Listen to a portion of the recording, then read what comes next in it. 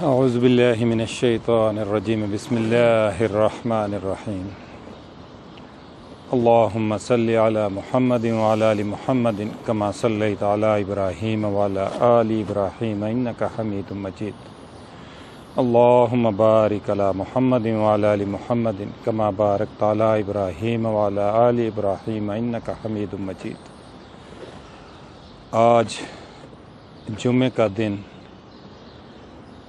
مدینہ کی جگہ حضور صلی اللہ علیہ وآلہ وسلم پہ درود کا دن،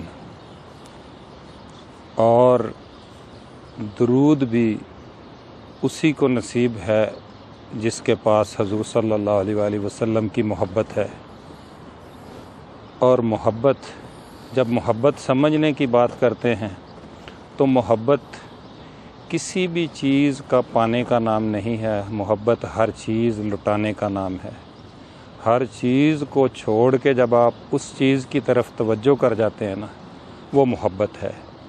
تو یہ دن اللہ نے اپنے پیارے رسول حضرت محمد صلی اللہ علیہ وآلہ وسلم کی محبت کے لیے، ان پہ درود پڑھنے کے لیے یہ دن بڑا افضل بنایا۔ اور جس کو یہ دن نصیب ہوتا ہے، اگر اس کو محبت نصیب ہوتی ہے تو وہ اس دن میں درود ہی پڑھتا چلا جاتا ہے۔ اور درود بھی کسی بھی انسان کو وہ اسی وقت پڑھ سکتا ہے جب اس کو عطا ہوتی ہے۔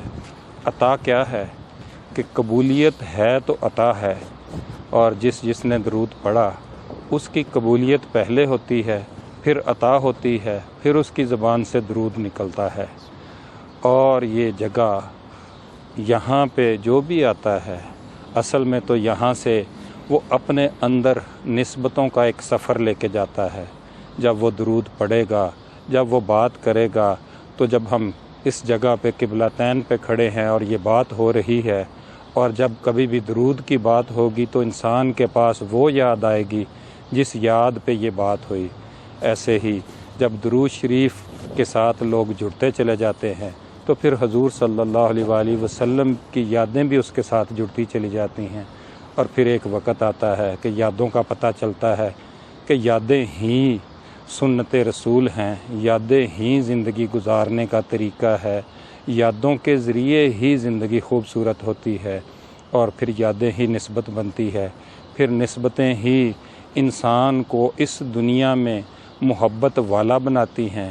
اور پھر ایک وقت آتا ہے کہ یہ محبت اللہ کو اتنی پسند آ جاتی ہے کہ اللہ پھر اپنے بندوں کو، فرشتوں کو کہتا ہے کہ یہ میرے محبوب سے محبت کرتے ہیں، تم سارے اس سے محبت کرو۔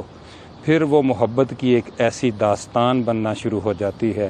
اگر ہم کسی بھی محبت والے کو دیکھیں تو اس کے پیچھے حضور صلی اللہ علیہ وآلہ وسلم کی محبت ہی ہوگی، کیونکہ اس نے حضور صلی اللہ علیہ وآلہ وسلم سے محبت کی تو پھر اللہ کی مخلوق نے اس سے محبت کی، کیونکہ اللہ کا حکم یہی ہے کہ جو حضور صلی اللہ علیہ وآلہ وسلم سے محبت کرتا ہے، اور محبت کا اظہار بڑا ضروری ہوتا ہے، اور محبت کا اظہار ہی درود شریف ہے۔ اور جیسے جیسے انسان درود شریف پڑھتا چلا جاتا ہے تو اس کے اندر ایک شروع میں محبت کے رنگ نظر آنے شروع ہو جاتے ہیں۔ وہ رنگ کیا ہے؟ پہلے وہ زبان سے پڑھ رہا ہوتا ہے، پھر اس کا دل قبول کرتا ہے۔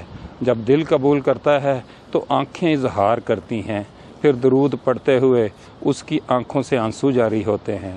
پھر جب آنسوؤں سے بات آگے چلتی ہے تو پھر جسم میں کپ کپی طاری ہونا شروع ہو جاتی ہے۔ پھر یہ درود اس کی زندگی بدلنا شروع کر دیتا ہے۔ اور جیسے جیسے یہ بات سمجھ آتی ہے تو افضل دن جمعہ، افضل کام درود، اور اس درود کے لیے انسان کا اور زیادہ افضل ہونا، اور زیادہ ادب میں ہونا، اس سارے دن میں باوضو ہونا، باوضو ہوتے ہوئے درود پڑھنا۔